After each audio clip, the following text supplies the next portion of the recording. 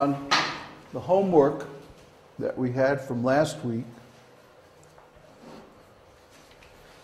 which was to read Foundations of Spirituality and discuss three modes of material nature. Now, this material is all coming from the Intro to Jyotish online course, which you can see on our site. So before we go into Foundations of Spirituality, I'm going to read from Brihad Parashara Shastra, chapter 1, shlokas 9 through 11. Sri Vishnu, who is the Lord of everything, who has an undefiled spirit, who is endowed with the three gunas, although he transcends the grips of the gunas. Therefore his name is Gunatita, who is the author of this universe, who is glorious, who is the cause, and who is endowed with valor, has no beginning. He authored the universe and administers it with a quarter of his power. The other 3/4 of him, filled with nectar, are knowable only to the philosophers of maturity. So this is Parashara Muni speaking. And although the subject is astrology, the foundation for this subject is the understanding of how the Lord creates this material universe with the three modes of material nature. Therefore, he introduces this subject by calling the Lord Gunatita, one who is not affected by the three modes. And he also mentions that he maintains this whole material universe, actually the whole material creation of many, many universes, with simply 1/4 of his potency, 1/4 of his power. The other 3/4 are manifest in the spiritual world, which is only knowable to people who are fully self-realized. Ordinary people can't know the spiritual world because they haven't realized the simple fact that they are spirits. And because of this, they're stuck here in the material energy. As astrologers, our duty is to help them in their march towards eventual self-realization by interpreting their chart in such a way that helps them advance in spiritual life. So we're going to discuss how to do that. The Supreme Lord Sri Vishnu is the creator, owner, and controller of everything and every living being. The purpose of all Vedic knowledge, including Jyotish, is to realize him through direct transcendental consciousness. There's a nice verse in this connection. Nityo nityanam chaitanash chaitananam eko bahunam yo vididhati kaman tam atmastang ye nupashyanti dhiras te shang shanti shashvati ne taresham. Among all living entities, both conditioned and liberated, there is one supreme living entity, the Supreme Personality of Godhead, who maintains them and gives them all the facility of enjoyment according to their different work. That Supreme Personality of Godhead is situated in everyone's heart as Paramatma. A wise man who can understand him is eligible to attain perfect peace, and not others. Kata Upanishad 2:13. This is one of Prabhupada's favorite shlokas from the Upanishads.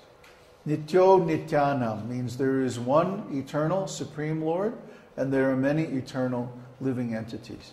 Chaitanash Chaitananam means that he is the supreme conscious entity. The others are also conscious, but they are not supremely conscious or unlimitedly conscious.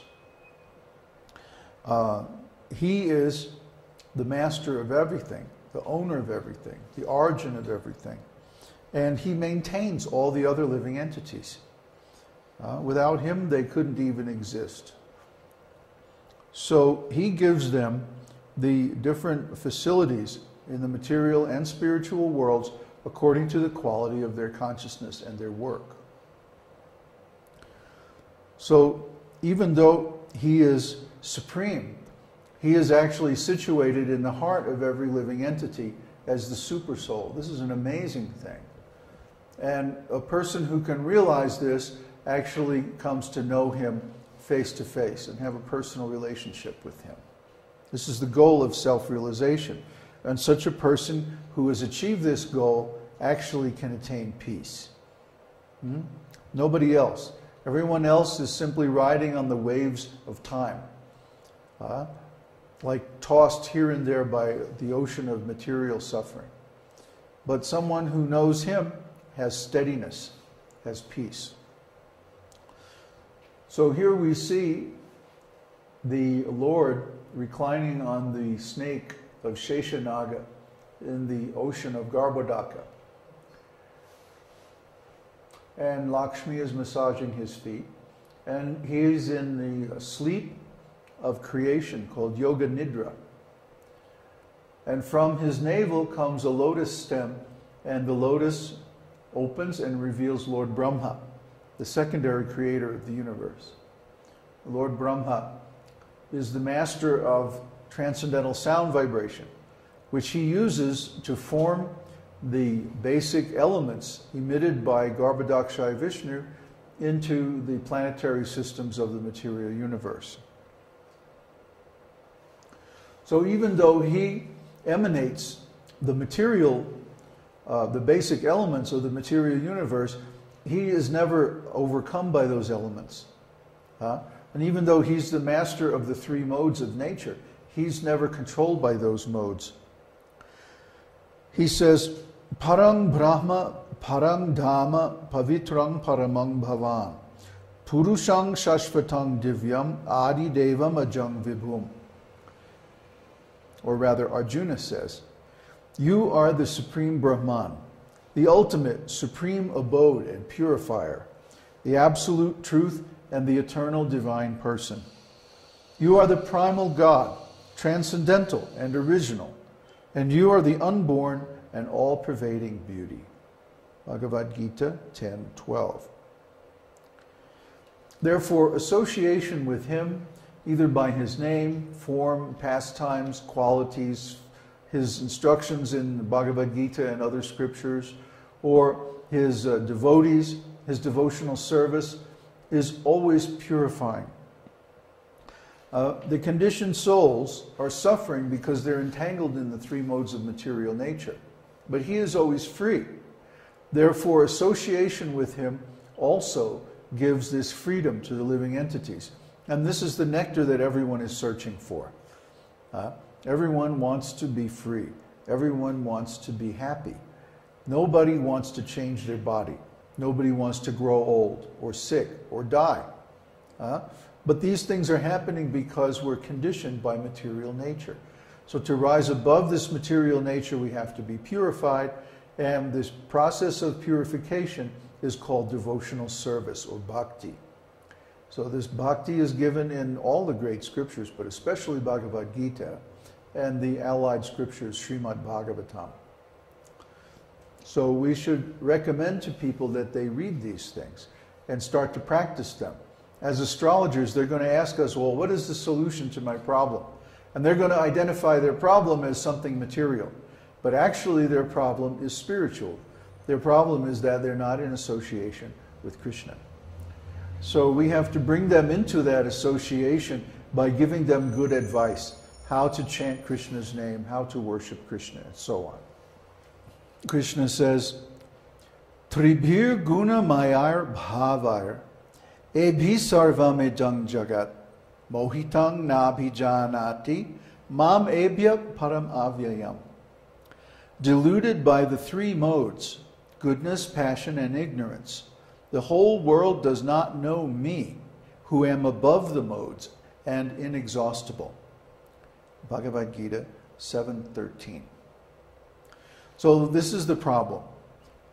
People may say, oh, my wife is the problem, or my job is the problem, or I'm not healthy, or my body is the problem, or this is or that is the problem.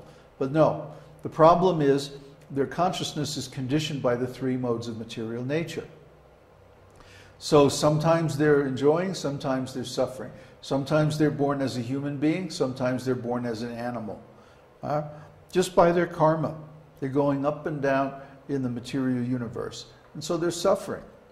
To relieve them from this suffering, we have to detach them from the three modes. The three modes is the trap of material nature that everyone is caught in. So how do we do that? How do we give them this advice?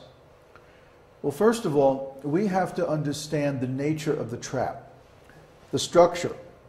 Just like if an animal is trapped in a hunter's trap, the reason he can't get out is he doesn't understand the mechanism, how to release the trap. So if we understand the mechanism of material nature, how this material world is working to entrap the living entities, then we can also get free. So we have to study these three material modes of nature in a very detailed way and understand how they're working in everyday life in a practical way. And that's going to be the main subject of today's class. So let's go on.